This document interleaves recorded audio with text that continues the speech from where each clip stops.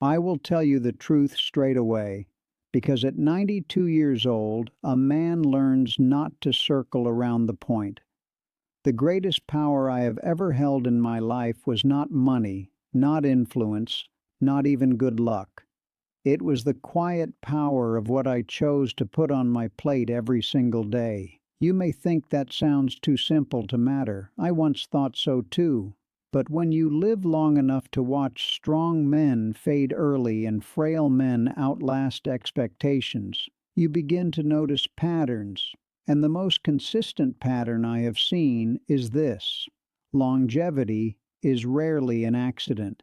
It is often the slow result of daily nutritional decisions repeated for decades. When I was a young man, food was simply fuel. We ate what filled the stomach and satisfied the tongue. We celebrated abundance without understanding consequence. It took me years and the funerals of people I loved to recognize that inside every meal there is a silent biological conversation happening. Nutrients speak to your cells. Sugars and fats influence hormones. Minerals regulate electrical signals in the heart and brain. The body is not just fed by food, it is programmed by it. That realization changed the course of my life more than any doctor's warning ever could. As I aged into my 50s, I began to notice the first whispers of decline. My joints stiffened in the mornings. My energy faded earlier in the day. I blamed work, stress, time itself. But deep down, I sensed a deeper mechanism unfolding, one that science would later explain in terms I did not know at the time: inflammation, oxidative stress, metabolic imbalance. These were not abstract medical phrases. They were processes quietly shaping the speed at which my body was aging. And the surprising truth was that food could either accelerate those processes or slow them down. I began to observe how different meals affected my clarity of mind and steadiness of mood.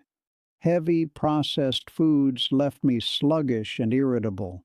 Simpler meals, rich in natural ingredients, left me lighter, more focused, more resilient. It was as if my cells were responding with gratitude when I nourished them properly. Over the years, this awareness became discipline. I stopped eating only for pleasure or convenience. I started eating with a long horizon in mind, with the intention of protecting the man I hoped to become decades later. What I want you to understand from the beginning of my story is this: aging is not merely the passing of time. It is the cumulative outcome of microscopic events happening inside you every day. Every bite you take influences those events. You are either supporting repair or encouraging deterioration. You are either stabilizing your metabolism or burdening it. Longevity, in many ways, is the mathematics of small choices repeated thousands of times. I stand before you now as living evidence that eating right is not a trend or a slogan. It is a lifelong strategy, and if you are willing to listen carefully, I will show you not only what I changed, but why those changes mattered at the deepest biological level. The turning point in my life did not come from a dramatic diagnosis or a sudden collapse. It came from curiosity. I began asking a simple but persistent question: what is actually happening inside my body when I eat? At first, I searched for answers in common advice: eat less, move more, avoid excess. But the deeper I looked, the more I realized that longevity is governed by subtler forces. It is influenced by how food interacts with the invisible systems that keep us alive: the metabolism that converts nutrients into energy, the immune response that repairs tissue, the delicate balance of hormones that regulate appetite, sleep, and cellular renewal. I learned that every cell in the human body is like a tiny engine. It requires clean fuel, steady maintenance, and protection from damage. When we eat highly processed foods rich in refined sugars and unstable fats, we flood these engines with chaotic signals. Blood sugar rises rapidly, insulin surges, and inflammatory pathways are activated. Over time, this metabolic turbulence wears down organs just as constant friction wears down machinery. The heart must pump harder. The pancreas must secrete more hormones. The brain becomes vulnerable to oxidative stress. Aging, I discovered, is not only a matter of years, it is a matter of biochemical wear and tear. One concept that fascinated me was the role of chronic inflammation. In my youth, inflammation meant pain or visible swelling, but scientists later revealed that low-grade inflammation can persist silently for decades. It damages blood vessels, disrupts cellular communication, and accelerates the shortening of telomeres, those protective caps on our DNA that influence how long our cells can divide safely.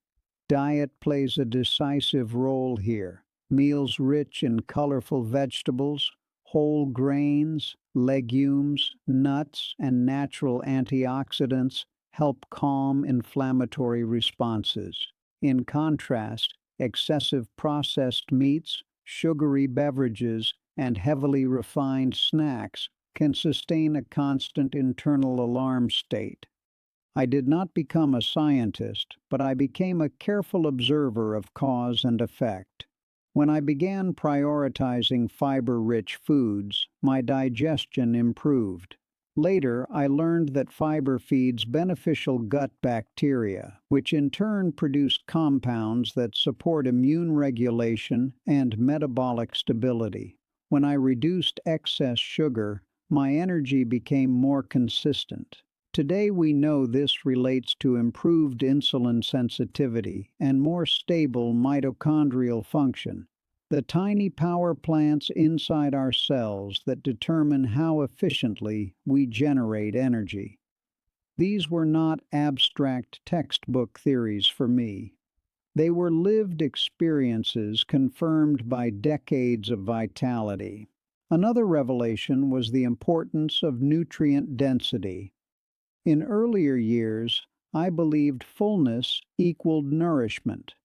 But a plate can be full while the body remains deprived of essential micronutrients. Vitamins such as C and E help neutralize free radicals that damage cellular structures.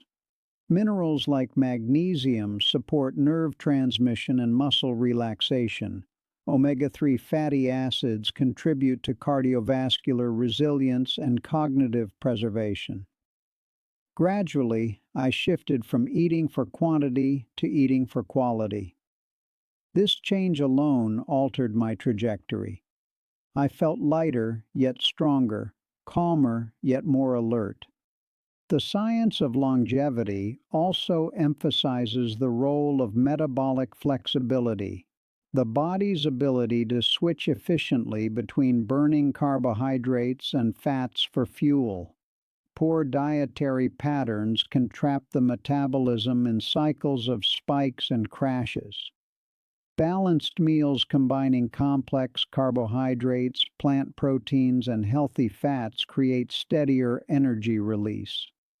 Over time, this stability protects the endocrine system and reduces the cumulative stress that accelerates biological aging. I noticed that when my meals were balanced, my sleep improved, and when sleep improved, my appetite, mood, and resilience followed. Longevity is not a single pathway, it is a network of reinforcing physiological processes. Of course, eating right is not merely about nutrients. It is also about rhythm. The body thrives on predictable patterns. I began to respect natural hunger cues, avoiding constant snacking that keeps insulin elevated. I allowed periods of gentle fasting between meals, giving my digestive system time to rest and my cells time to activate repair mechanisms. Years later, researchers would describe this process as autophagy, the cellular housekeeping function that removes damaged components and supports renewal. I smile when I hear the term now because I had already experienced its quiet benefits long before I knew its name. Let me be honest with you. Discipline in nutrition is not always comfortable. There were celebrations where I felt tempted to abandon my principles. There were seasons of stress when convenience food seemed easier, but I reminded myself that longevity is built not in moments of inspiration but in years of consistency. Each wise choice was like placing a small coin into an invisible savings account. Decades later, the compounded interest of those decisions became visible in my stamina, my clarity of thought, and my independence at an age when many expect decline. I also learned to listen to my body as if it were a trusted advisor. If a certain meal left me heavy and fatigued, I took it as feedback. If another left me energized and mentally sharp, I repeated it. Gradually, I developed a personal nutritional philosophy grounded in both experience and emerging science. Prioritize whole foods, minimize artificial interference, maintain balance rather than extremes. Longevity is not about rigid perfection. It is about intelligent adaptation guided by knowledge and self-awareness. You may wonder whether these efforts truly extend life or simply improve how one feels. From what I have witnessed among friends and family, the distinction is often artificial. Better metabolic health reduces the risk of heart disease and stroke.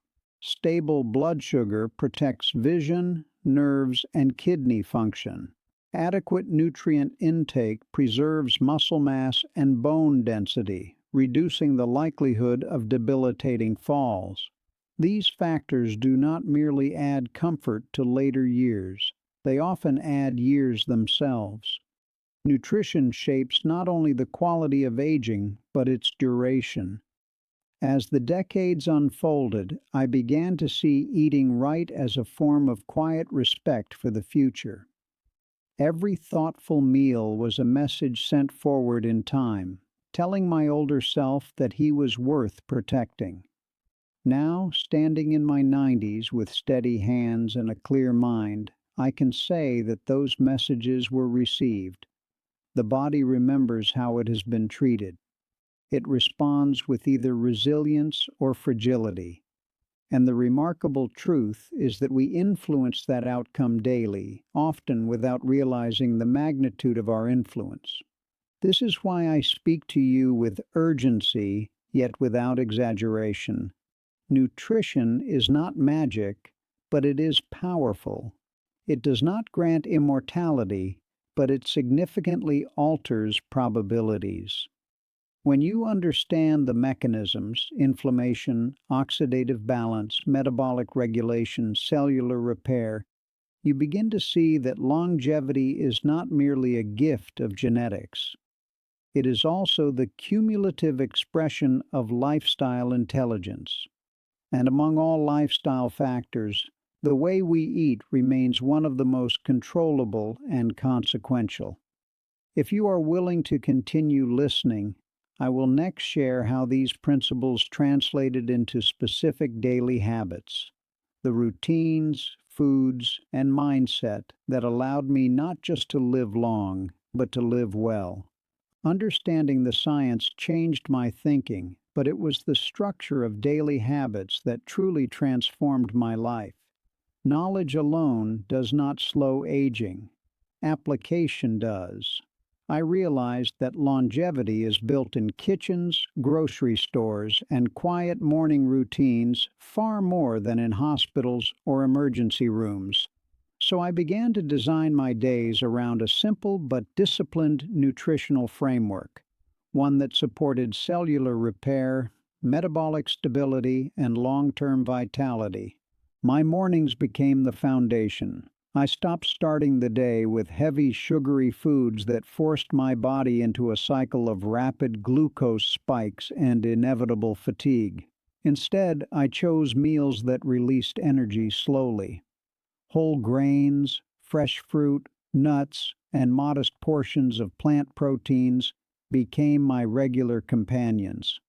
At the time, I only knew they made me feel steady and clear-headed. Later, I learned that such foods support stable insulin responses and sustained mitochondrial activity, reducing the metabolic stress that accumulates over decades. That steady energy allowed me to remain productive without draining my reserves. Hydration also proved more influential than I ever expected. As we age, our sensation of thirst diminishes, yet our cells continue to depend on fluid balance for nutrient transport and waste removal. I trained myself to drink water consistently throughout the day rather than waiting for thirst. Proper hydration supported circulation, joint lubrication, and cognitive clarity. Many people chase complicated longevity formulas while ignoring this simplest biological necessity. But longevity often hides in fundamentals. Another principle I adopted was the prioritization of plant diversity. I did not follow rigid dietary dogma, but I made a conscious effort to consume a wide spectrum of natural colors and textures: leafy greens, legumes, root vegetables, berries, seeds. Over time, I learned that dietary diversity nourishes the gut microbiome, that vast ecosystem of microorganisms influencing immunity, inflammation, and even mood regulation. A healthy microbiome strengthens the intestinal barrier, reducing systemic inflammatory signals that accelerate biological aging. In practical terms, it meant my digestion remained efficient and my resistance to common illnesses improved. I also moderated portion sizes. In earlier years, abundance had been a symbol of success. Later, I recognized that chronic overconsumption burdens metabolic pathways and promotes fat accumulation around vital organs. This visceral fat is not merely cosmetic. It acts as an endocrine organ, releasing inflammatory mediators that increase cardiovascular risk and insulin resistance. By eating until satisfied rather than full, I allowed my metabolism to operate with less strain.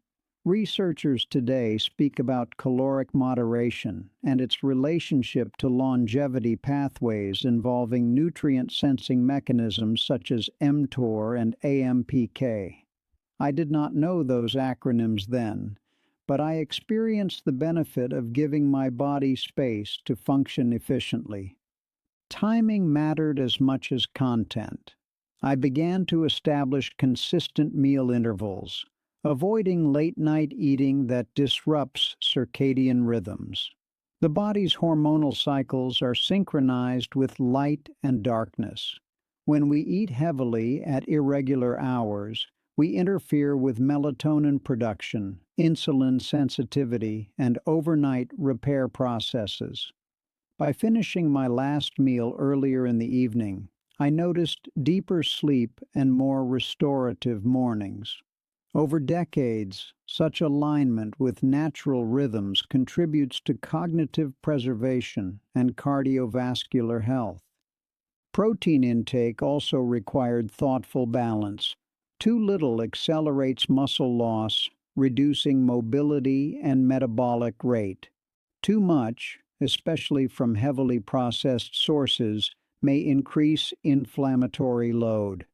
I learned to favor moderate portions of clean protein sources combined with abundant fiber-rich foods. This approach preserved muscle strength while maintaining digestive harmony. Even in my 80s, I could walk long distances without exhaustion, a testament to the protective role of nutritional planning. There was also the matter of fats. For years, public opinion swung between fearing all fats and embracing them indiscriminately.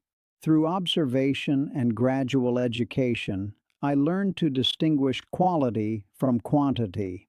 Natural sources such as nuts, seeds, and certain oils supported cardiovascular resilience, while excessive trans fats and repeatedly heated cooking oils contributed to arterial stiffness.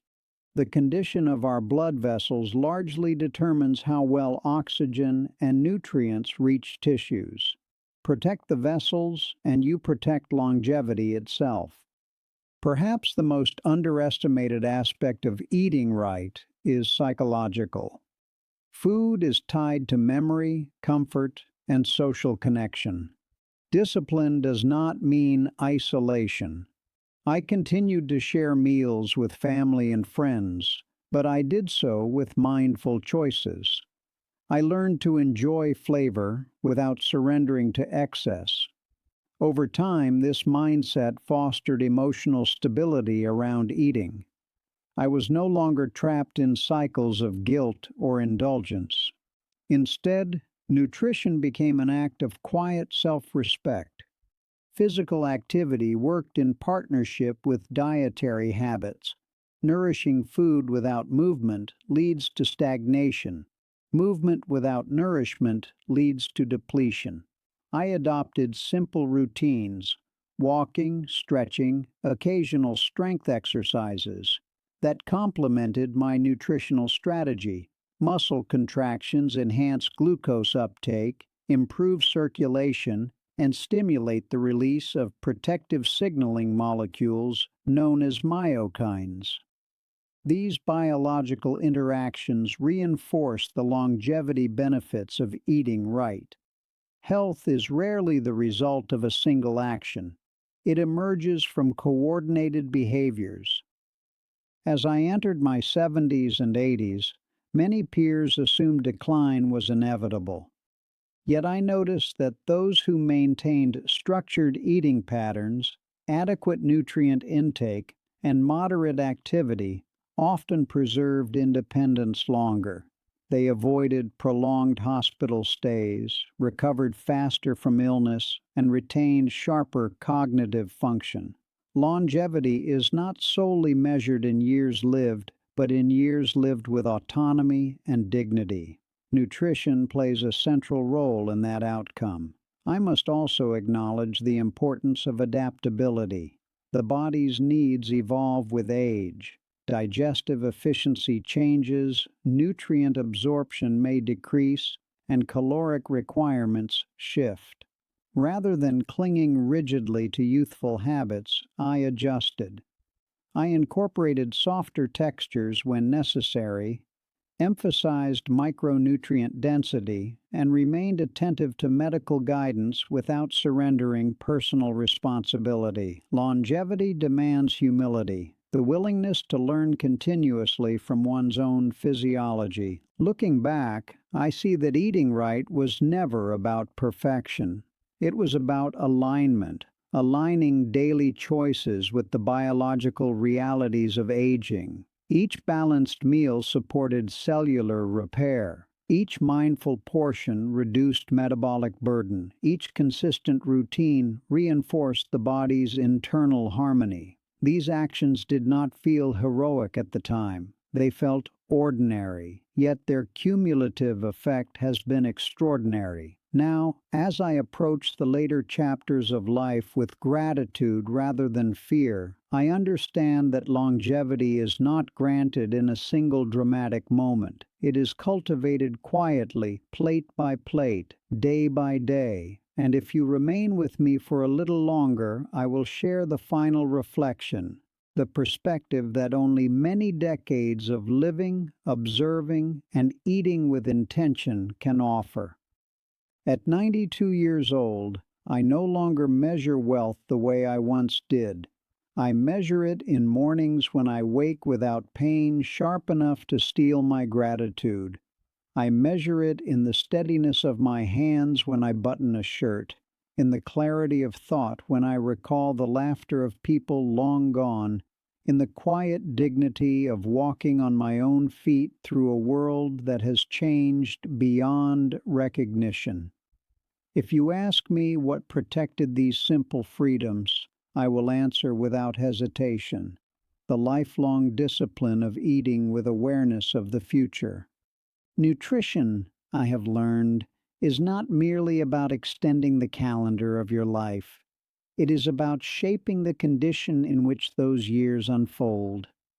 Many people hope longevity will arrive as a stroke of fortune, as if time were a lottery and survival a lucky ticket. But the truth revealed by decades of observation is far less romantic and far more empowering. The body responds faithfully to how it is treated. Feed it chaos, and it deteriorates sooner. Feed it balance, and it develops resilience. This principle operates quietly, beneath the level of daily awareness, yet its consequences are profound. Science now offers language to explain what experience once taught me intuitively. Nutrient-dense foods reduce systemic inflammation, protecting the vascular system that sustains every organ. Stable blood sugar reduces oxidative damage that erodes cellular structures. Adequate vitamins and minerals support enzymatic reactions essential for tissue repair. Even the rhythm of eating influences circadian biology, determining how efficiently the body regenerates during sleep. These are not abstract mechanisms confined to laboratories. They are living processes unfolding within you at this very moment. Yet knowledge alone will not change your future. The power lies in translation, in turning understanding into daily practice. Eating right is not an occasional act of virtue. It is a long conversation with time itself. Each meal is a decision about who you are becoming. Each habit either strengthens the architecture of your later years or weakens it. This responsibility can feel heavy, but I see it differently now. I see it as a rare privilege. To influence the trajectory of one's aging is to participate consciously in one's own destiny. I do not claim perfection. There were days I faltered, celebrations where indulgence briefly overshadowed discipline, seasons when fatigue tempted me toward convenience. But longevity is not decided by isolated moments. It is shaped by patterns. Over the course of decades, consistency outweighs occasional deviation. What matters is the general direction of your choices, whether they move you toward metabolic harmony or toward gradual breakdown. If you remember nothing else from my story, remember this: the future body you will inhabit is being built today, not dramatically, not suddenly, but through the quiet arithmetic of repeated nutritional decisions. The extraordinary strength of eating right lies in its subtlety. It does not demand heroic sacrifice. It asks only for steady awareness, informed intention, and respect for the biological laws that govern human life. I stand as proof that such respect bears fruit. I have outlived expectations not because I defeated time, but because I cooperated with the processes that shape aging. Longevity, in its truest form, is not the conquest of nature. It is the result of living in alignment with it. And as you leave my words behind and return to your own table, I hope you carry with you the understanding that every choice you make there is an investment in the years you have yet to see.